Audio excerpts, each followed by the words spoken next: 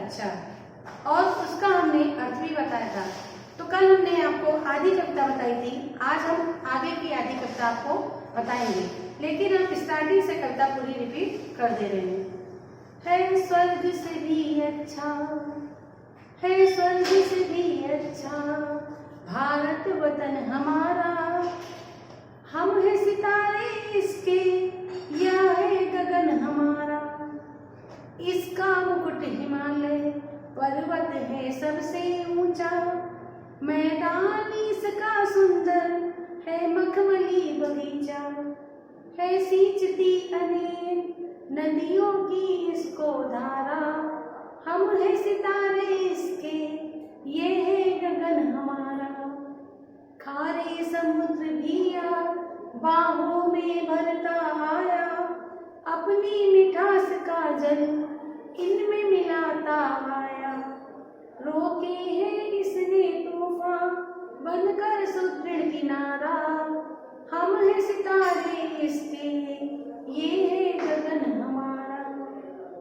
इसका रहा है चिंतन आश्रम तपोवनों में, पनपा है सारा दर्शन कुदरत के आंचलों में, सादा रहा है जीवन ऊंची विचारधारा, हम है सितारे इसके, ये है गगन हमारा। कल हमने यहाँ तक आपको पढ़ाया था और इसका अर्थ बताया था, आज हम इसके आगे चलते हैं। है धर्म या की मजहब इसके लिए वही जो इंसान को बनाए, इंसान बस सही जो, इंसान में ही इसने भगवान को निहारा, इंसान में ही इसने भगवान को निहारा, हम है सितारे इसके, ये है गगन हमारा।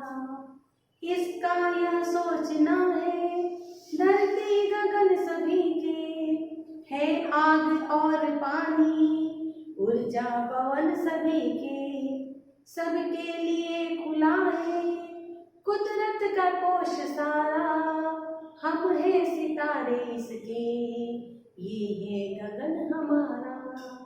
हम स्वस्थ हो सुखी हो इसकी यही कामना है, कल्याण हो सभी का इसकी यही भावना है, दुनिया कुटुंब सारी इसका यही है नारा, हम है सितारे इसके, ये है गगन हमारा। अब कल हमने आपको बताया था कि भारत देश हमारा बहुत सुंदर बहुत अच्छा है और हम एक नाज है, हम यहाँ पर रहते हैं और इस भारत देश के वासी हैं, और हिमालय जो सुंदरता लिए हुए ऊंचा खड़ा हुआ है ये हमारे देश का मुकुट है, और हमें ये एक आनंद प्रदान करता है। इसके मैदान जिसमें मखमली घास जैसे एक मखमली चादर जैसी बिछी हुई है, और इससे समुद्र का खारा पानी अपनी मिठास को मिलाकर ठीक कर देता है और हमें एक अच्छा किनारा प्रदान करता है। यहाँ पर बहुत सारे आश्रम तपोवन हैं जहाँ पर ऋषि मुनि तपस्या करते हैं, और बहुत सी ऐसी चीजें हैं जो हमारे मन को जो है अच्छी चीजें प्रदान करती हैं और अपने भाव को भी जो है बदलने में आनंद देती हैं। अब देखिए यहाँ पर बता रहा है, कवि ने यहाँ पर चर्चा की है कि धर्म और मजहब इसके लिए वही है जो इंसान को बनाए, यानी हमारा धर्म और मजहब इधर अलग अलग है, लेकिन इंसान सच्चा वही है जो धर्म और मजहब को समझ के अनेकता में एकता लाए और भाईचारे का संदेश हमारा ये देश देता है, क्योंकि हम इंसान में ही भगवान को निहारते हैं। कहते हैं ना कि भगवान को किसने देखा, भगवान कहीं है नहीं, पत्थर की मूर्त जरूर है, लेकिन अगर आप सच्चे दिल से उन्हें निहारते हैं, सच्चे दिल से उन्हें याद करते हैं, तो आपको किसी न किसी इंसान के रूप में आपको मिलता है। कहते हैं सुबह गाय है, कोई भगवान का रूप तो नहीं है, भिखारी आए, कोई भगवान का रूप तो नहीं है। वाकई अगर हम किसी की मदद करते हैं या किसी की इच्छा पूर्ति करते हैं, किसी की सहायता करते हैं, तो सच में वही हमारा भगवान है। हम जो अनदेखे में कार्य कर देते हैं, हमारी मुसीबतों का निवारण वही होता है, वही अच्छाई हमें कहीं न कहीं अपनी खराबियों से यानी कि बुराइयों से दूर ले जाती है। इसलिए कहते हैं भगवान कहीं भी भगवान हम में और आप में है। इसका यह है सोचना धरती गगन सभी के, और हम यही सोचते हैं, यानी जो है पर्वत जो हमारा है वो यही सोचता है कि ये जो धरती और गगन सबका है, चाहे वो हिंदू हो, मुस्लिम हो, सिख हो, ईसाई हो या अन्य जाति का हो। बहुत सी जातियां, बहुत से धर्म मजहब है, लेकिन धरती गगन दोनों सबका एक है। हम सभी उसी धरती पर रहते हैं, उसी गगन के नीचे निवास करते हैं और अपने जीवन को आनंद पूर्वक जीते हैं। आग और पानी, ऊर्जा और पवन, यानी जो शक्ति प्रदान करती हवा चलती है वो सबको लगती है, चाहे वो किसी भी मजहब का हो। जो हमें धरती पर रहते हैं वो सारी चीजें, आग हो, पानी हो, सबका स्वरूप एक समान होता है। ऐसा नहीं कि हमारे लिए ऐसे है तो दूसरी जाति के लिए दूसरी तरह, वो एक समान ही रूप प्रदान करता है।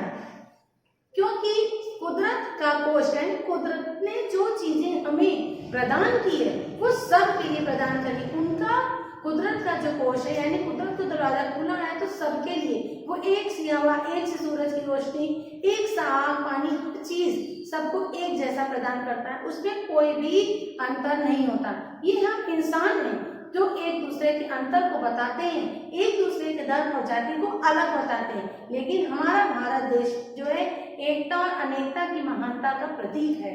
ये यहाँ पर एकता अधिकतर और संस्कृति सबसे ज्यादा हमारे भारत देश में देखने को मिलती है। हम स्वस्थ हो, सुखी हो, ये इसकी यही कामना है।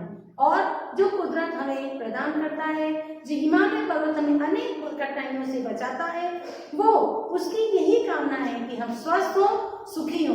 जब शुद्ध वायु होगा, शुद्ध जल होगा, जो नदियों से टकरा के आता है अशुद्धियों को वहां छोड़ के शुद्ध रूप में हमारे पास आता है, तो वो हमें स्वस्थ और निरोगी बनाता है। कल्याण हो सभी का, इसकी यही है भावना, और मन में हमेशा यही भावना रखता है कि सबका कल्याण, किसी के लिए वो ये नहीं सोचता कि इसका अहित हो और इसका हित हो, वो सबको एक दृष्टि यानी समान नजर से देखता है। दुनिया कुटुंब सारी, ये इसका यही नारा, और हमेशा ये यही नारा देता है, यानी हमेशा यही संदेश देता है कि सारी दुनिया एक परिवार, एक कुटुंब है और हम सब एक हैं और इसकी रक्षा करते हैं। तो ये बच्चों थी कविता जो हमने कल आधी बताई थी, आज हमने उसको पूरी की है, और इसमें हमने आपको अर्थ कल बताया था, आगे का अर्थ भी आज हमने पिछला अर्थ संक्षेप में लेते हुए आगे का अर्थ हमने बताया। यानी इस कविता से हमें ये संदेश मिलता है कि हम इंसान एक हैं, हमेशा एकता बनाए रखना चाहिए, और जो भी कुदरत की प्रकृति ने हमें प्रदान किया है, कुदरत ने, उसे हमें एक उनकी नियम समझ के करना चाहिए कि उसको नुकसान नहीं पहुंचाना चाहिए, चाहे वो नदियां हो, चाहे वो पेड़ पौधे हो, चाहे आसपास का वातावरण हो। तो इन सब चीजों को हमें साफ स्वच्छ रखना चाहिए, जिससे कि हम अपने शरीर को निरोगी और स्वस्थ बना सकें। और इस कविता के द्वारा हमें अब दिए हुए संदेश पे जो है ध्यान देना चाहिए। अब आपको जो हमने कल और आज कविता बताई है, इसे आपको याद करना है, और इस कविता से संबंधित पढ़ने के बाद जो आपको वर्ड यानी शब्द कठिन लगते हैं उसे आपको लिखना है। फिर हम नेक्स्ट वीडियो में आपको कठिन शब्द के बारे में बताएंगे, किस तरह से, क्योंकि कठिन शब्द जानना बहुत जरूरी है। क्योंकि जब हम लिखते हैं या पढ़ते हैं तो अगर शब्दों का सही हमें पता ना हो, सही उच्चारण करना ना आता हो, सही लिखना ना आता हो, तो वो हमारी अशुद्धियां बनी रहती हैं और हम जो है कुछ भी नहीं कर सकते हैं। इसलिए अशुद्धता को दूर करने के लिए हमें उन शब्दों को अच्छे से और ठीक से पढ़ना चाहिए। इसलिए जो है हमें कविता को अच्छे से पढ़ना है, और कविता के अंदर जो शब्द हैं उन्हें हमें अच्छे से ध्यान देना है।